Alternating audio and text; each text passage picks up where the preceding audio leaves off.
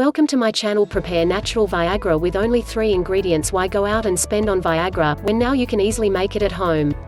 One of the most healthiest and freshest ingredients that is used to make this is watermelon.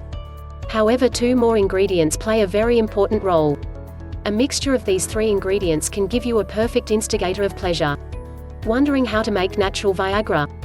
Health researchers and scientists explain that the juice of watermelon is itself a natural Viagra.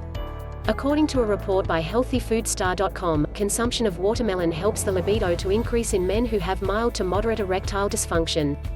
A study published in journal Urology that sertraline found in the watermelon has amino acid.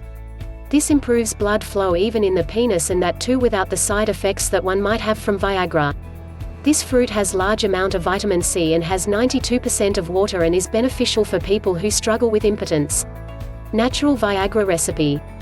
Ingredients: 1/4 watermelon, 1 lemon, 1 pomegranate. Method: take a blender and put all the ingredients together and mix them well. Pour the juice in the bottle and store it in the refrigerator. How to consume: every morning drink 1/3 cup of the juice empty stomach. Follow the same process before dinner.